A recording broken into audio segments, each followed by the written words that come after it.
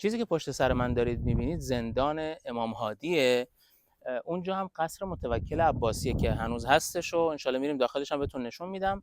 اینجا هم زندانیه که امام هادی رو توش زندانی کردن. بریم داخل، من فضای کلی این بالا رو بهتون نشون بدم، بعدا میریم پایین و اون جایی که خود حضرت زندانی بوده رو هم بهتون نشون میدم.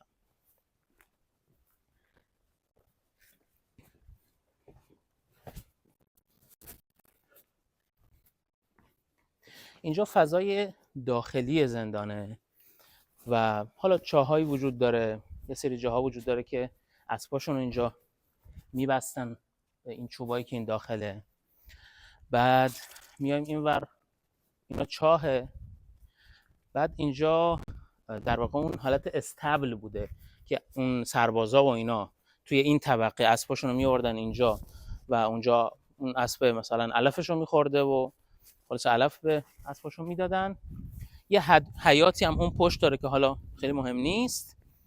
و میریم این پایین، یه محوطه این شکلی هم اینجا داره که داخل این حالت دروازه هایی که وجود داره، اونجا که میریم یه سری تونل هایی هست، تونل های خیلی کوچیک که باید بشینی پا مرغی بری داخل و حالا میریم همه اینا رو دونه دونه بهتون نشون بدم. بریم.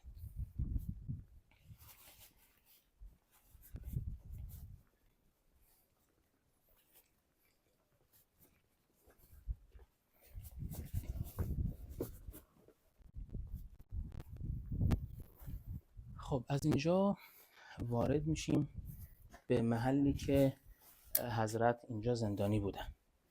بسم الله الرحمن الرحیم. بسیر بالک.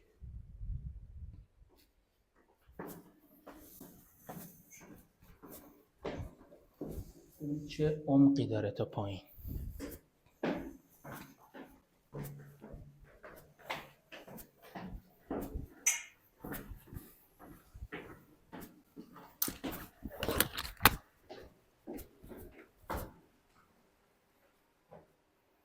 ستول باب در بسته است. در بسته است. امام اینجا محل عبادتش بوده و زندانی بوده. البته اون وریه مسیح، اون در دومی که داره میبینیم اون ور سمت چپ دوباره راهی داره، یک فضای بسیار تاریک و فکر کنم پنجره چیزی هم نداشته که حتی حضرت متوجه نشه که الان صبح ظهر یا شبه. یک فضای نمناک تاریک. حالا الان نور داره و اینا، قبلا ما اومده بودیم خیلی اینجا تاریک و وحشتناک بود. یه حفره کوچیکی هم کف زمین بود که اونجا آب رد میشد حضرت بتونه وضو بگیره. حالا الان دیگه لامپ و نور و اینا زدن و اونجا رو بستن. دقیقاً اون در روبرویی که دارید میبینید سمت چپش محلی بوده که حضرت زندانی بوده. حالا اینورم بریم ببینیم. از اینجا هم فکر کنم اینجاست. بیایید. از اینجا راه داره. آره این دقیقاً همون جایی که گفتم حضرت اینجا نگهداری میشده توی این فضا و اینجا کاملا تاریک بوده. اینم دقیقاً همون چاهیه که صحبت کردم، گفتم که از اینجا آب رد میشده و حضرت اینجا وضو میگرفتن و خب یه فضای کاملا نمناک و بدون هیچ در و پنجره‌ای بوده. الان میبینید حالا یه سری فضاها باز شده و لامپ و در و پنجره و اینا. بعد حالا اون در واقع تونل های زیرزمینی اینجا هم خیلی تونل های مخیفی بود. البته حالا من یه قولی هم شنیدم که اینجا پر از آب بوده ظاهراً که برای استحمام هم در واقع زندانی ها ازش استفاده می شده. اینجا پر از آب بوده، اینا همینجا استحمام میکردن. حالا چقدر این درسته نمیدونم. خب بچه یه نکته حالا خیلی جالبتون بگم.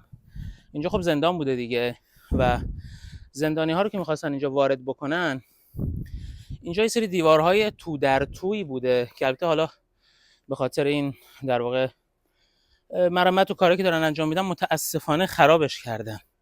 زندانی ها رو از اینجا وارد این دیوارها میکردن و توی حالا دیوارهای مختلف اینا رو حسابی میگردوندن. چشماشون بسته بوده، چشمها بسته. مثلا میاد تو این کوچه انجام میبردنش اون کوچه، از اونور دور میزده تو این کوچه میبردنش اونور که حسابی گیجش بکنن. و چشماش هم بسته بوده. خب این فکر میکرده که مثلا داره تو کوچه‌های مختلف رد میشه تا برسه به زندان، تا نتونه راه درو رو تو ذهنش ترسیم بکنه. خب پس اینجا حسابی زندانی رو میچرخوندن که گیجش بکنن با چشمای بسته. بعد از دری که اینجا وجود داره میبردنش داخل، نه اینکه مستقیم ببرن داخل بعد این راه در رو تو ذهنش تصور کنه. از اینجا میومده داخل،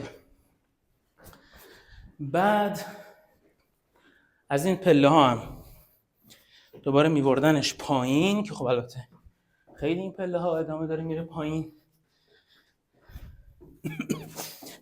تمام این پله ها دوباره بعد از اینکه اونجا گردوندنش و ذهنشو به هم ریختن با چشمای بسته که فکر کنه که مثلا 10 تا 20 تا 30 تا کوچه چرخوندنش، بعدم این همه پله میاد پایین تا میاد وارد محوطه پایینی در واقع زندان میشه.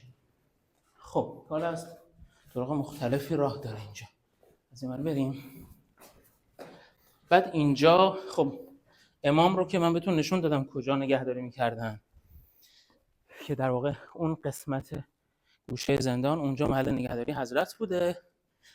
بعد این زندانی ها رو می آوردن اینجا توی چنین جاهایی، حفره اینجوری کوچیک، تونل کوچیک تنگ تاریک که باید پامرغی همینجوری بشینی تا بتونی بری جلو. اینجا می آوردن زندانی ها رو زندانی میکردن. حالا تصورشو بکنید اون زمان قدیم چنین جایی، چنین مکانی که همین الان هم واقعا ترسناک و مخوفه، اینا رو چنین جاهایی زندانی میکردن که واقعا چیز بسیار وحشتناکیه.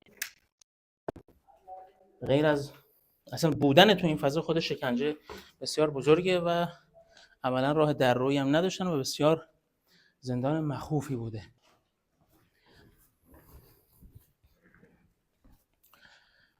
خب یه سری اتاق‌های اینجوری هم داشتیم، حالا یه مقدار برای زندانیایی که جرمشون کمتر بوده توی چنین فضاهایی نگهداریشون میشدن.